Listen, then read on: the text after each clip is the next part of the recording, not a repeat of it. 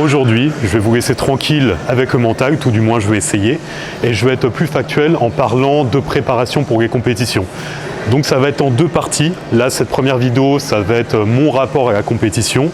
Et après, il y aura une deuxième vidéo où je parlerai de la compétition au sens large, du prix à payer, ce genre de choses. Donc, qu'est-ce que je prépare comme compétition? C'est le top de Colmar. Dans la catégorie Men's Physique, oui je sais, vu mon gabarit, ça n'allait pas être en classique ou en open. Merci, je suis au courant. On fait ce qu'on peut avec ce qu'on a. Et donc le top de Colmar, pourquoi j'ai choisi le top de Colmar? Parce que c'est un peu entre guillemets ma compétition de cœur, vu que la première fois que j'ai fait de la compétition c'était en 2018 pour le top de Colmar. Ehsan me prépare à l'époque et me prépare toujours pour celle-ci. Et j'avais beaucoup aimé le côté très carré de l'organisation en tant que psychorigide. Donc voilà, c'est pour ça, je me prépare à nouveau pour le top de Colmar. Donc je vais vous expliquer tout ça plus en détail sur cette vidéo.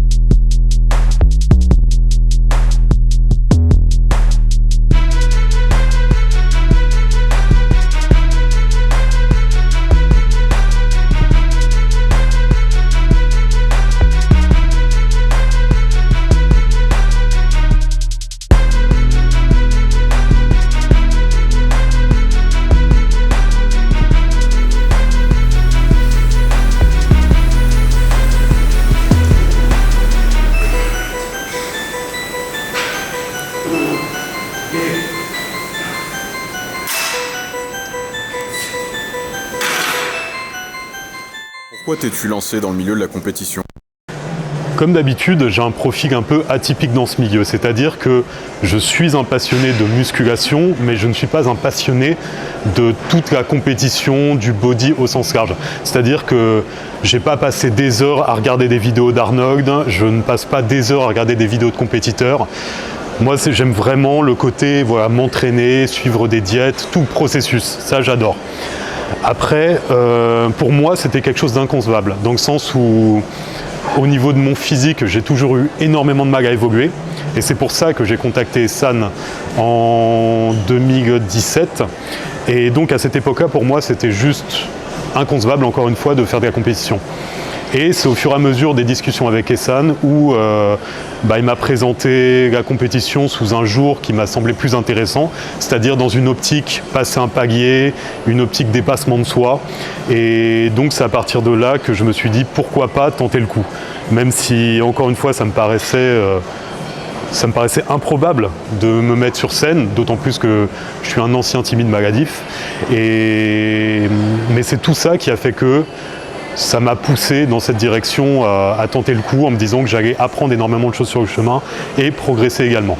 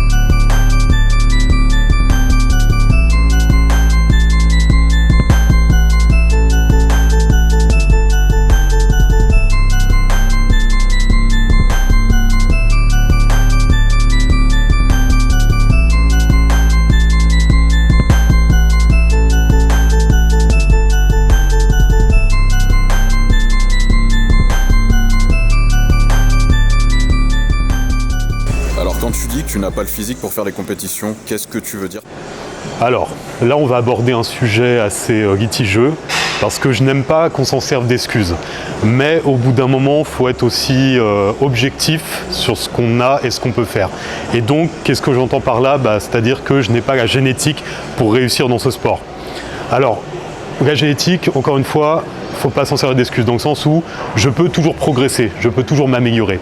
Mais après, pour réussir dans le milieu de la compétition en bodybuilding, c'est un autre monde. C'est-à-dire ceux qui réussissent ont tous la génétique.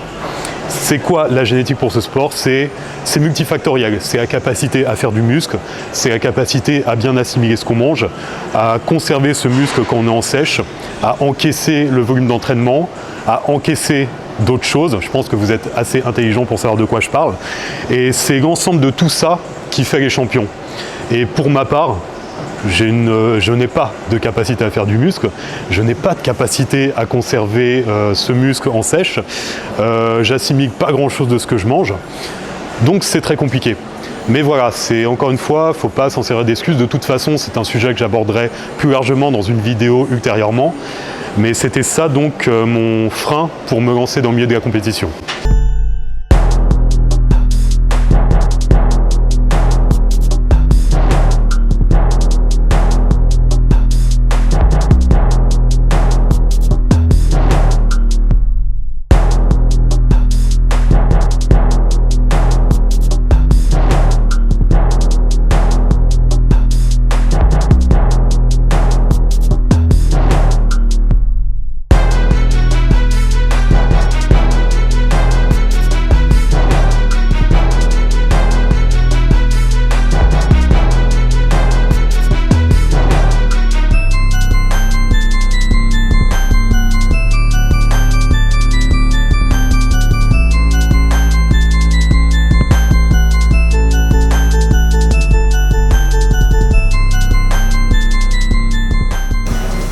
Malgré tout ce que tu viens de dire, pourquoi s'obstiner à refaire des compétitions?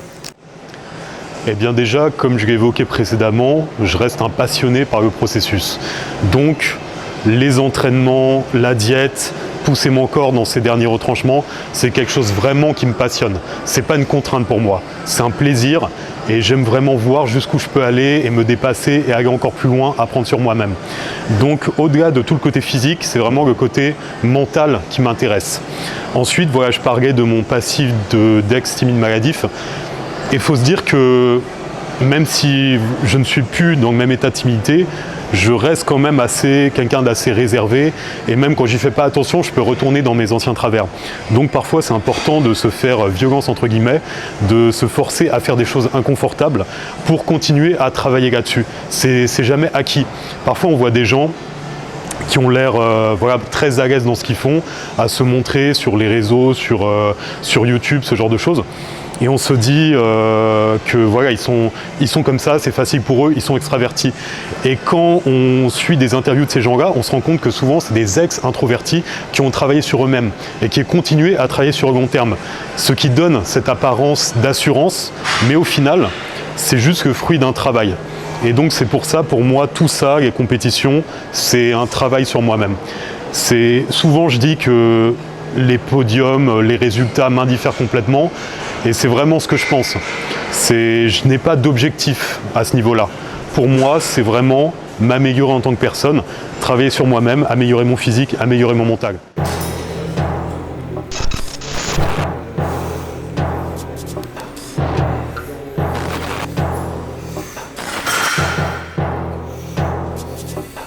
Améliorer mon mental.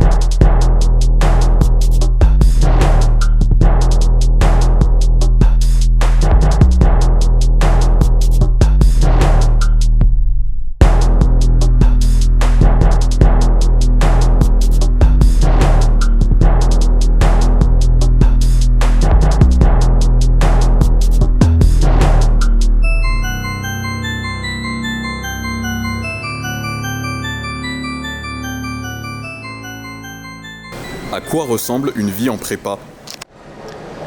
Je vais répondre en deux parties. Donc, je vais répondre à l'heure actuelle, c'est-à-dire pour revenir un peu sur où j'en suis, je suis coach sportif à l'heure actuelle, ce qui donne une certaine souplesse au niveau de mon emploi du temps. J'ai des heures fixes de travail en salle, après j'ai des coachings à droite à gauche, mais je gère, on va dire, mon emploi du temps comme je veux en dehors de ça. Donc ce qui est beaucoup plus facile pour gérer une vie en prépa. Maintenant, qu'est-ce qu'une vie en prépa ? Ça n'a strictement rien de glamour. C'est une vie un peu de moine copiste, où chaque journée va être un copier-coller. Et donc on va se lever à heure fixe, on va tout cadencer pour caler les repas, les entraînements. Tout va tourner autour de ça. Alors encore une fois, on va dire blabla, c'est pas ça la vie. Non mais là on parle d'un objectif précis, une compétition, un jour donné. Et si on veut réussir à atteindre cet objectif, il faut vraiment organiser toute notre vie en fonction de ça. C'est juste du bon sens et de la logique. Si on veut tout faire à moitié, on n'arrive nulle part. Donc, à l'heure actuelle, là, alors j'avais déjà évoqué au début de ma préparation comment ça s'organisait. Et là, on est à 6 semaines de l'échéance et ça a un peu changé au niveau de l'organisation. Dans le sens où maintenant, je m'entraîne 2 fois par jour. Une fois le matin, une fois l'après-midi. Des entraînements plus courts, justement pour encaisser par rapport à la fatigue, de la sèche qui commence à s'intensifier. Ce qui fait que le matin, je vais plutôt faire un petit muscle, par exemple les biceps. Un autre jour, ça va être les abdos avec les mollets.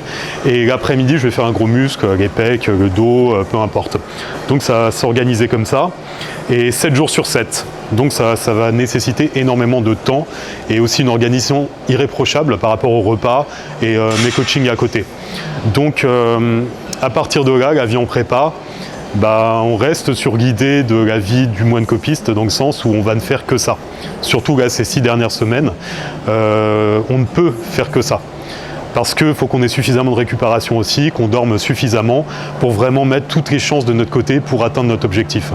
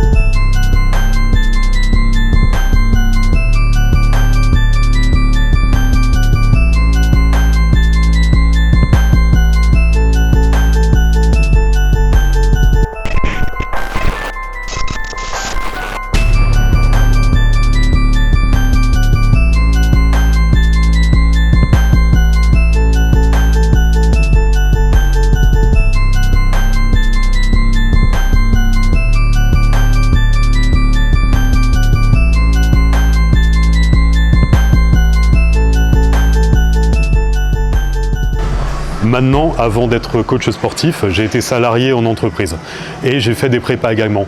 Donc j'ai aussi connu ce côté m'astreindre à certains horaires et malgré tout mettre en place pour atteindre mes objectifs. C'est plus délicat, c'est plus compliqué en termes d'organisation, mais c'est faisable dans tous les cas si on veut. Même les 2 entraînements par jour, qu'est-ce que je faisais ? Je me levais à 5h du matin et je faisais un premier entraînement le matin et je faisais un deuxième entraînement quand je finissais le travail. Donc c'était délicat en termes de récupération, en termes d'organisation, mais ça se fait. Et il ne faut pas oublier que les compétiteurs, la majorité, au niveau amateur, ils travaillent à côté. Donc ils doivent tous s'astreindre à ça. Et encore, moi je n'ai pas de vie de famille, mais la plupart ont une vie de famille et ils arrivent malgré tout à gérer. Dans mon équipe, ils ont des vies de famille, alors maintenant il y en a beaucoup qui sont devenus coachs, mais ils étaient également salariés avant. Ça ne les a pas empêchés de faire des compétitions. Encore et toujours, c'est une question de choix. Bien sûr, tout ce qui est vie sociale, malheureusement ça va être compliqué, surtout quand vous êtes en sèche, parce que apparemment une vie sociale ça se résume à faire des restaurants. Il faudra m'expliquer, apparemment on ne peut pas voir des gens sans manger. Bon, je sais pas, comme d'hab je suis monté à l'envers. Mais donc ce qui fait que y en a qui sont obligés de couper leur vie sociale parce qu'ils ne peuvent faire que ça avec leurs amis, manger. Donc après il faut se dire que c'est pendant une période donnée, à l'approche d'une compétition, c'est pas l'histoire d'une vie, c'est l'histoire d'une priorisation en fonction de nos objectifs. Encore et toujours.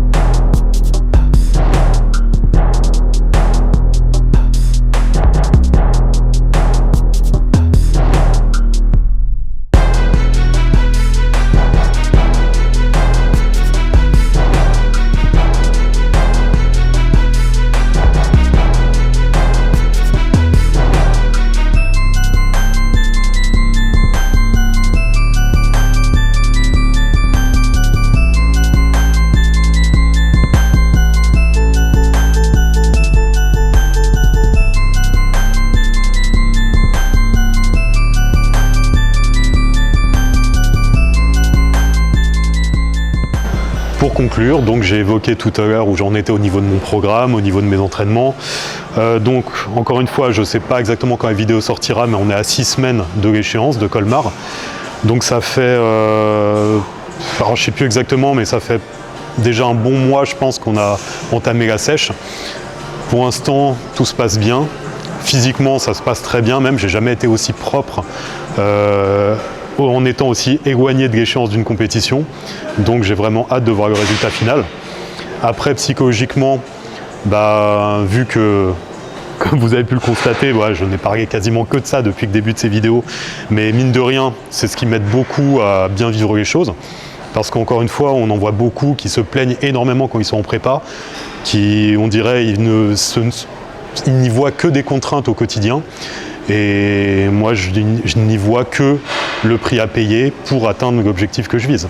Donc, c'est pas un problème en soi, c'est même un plaisir pour moi. Évidemment, avec la sèche qui s'intensifie, il y a le côté faim qui va en rajouter. On va être un petit peu plus nerveux, on va être moins patient au quotidien. Mais bon, c'est très gérable et encore une fois, c'est une question de choix sur quoi on porte notre attention. Donc c'est sûr que si on commence au quotidien à juste se focaliser sur ce qui nous énerve facilement, on ne va pas aller bien loin. Alors que si au contraire, encore une fois, on se focalise sur notre objectif, sur d'autres choses aussi que la prépa, ça c'est important, j'y reviendrai dans d'autres vidéos, mais tout va bien au final, tout va bien, tout ça, ça fait juste partie du processus. Donc une fois qu'on est en accord avec ça, il n'y a plus qu'à continuer et aller jusqu'au bout d'échéance.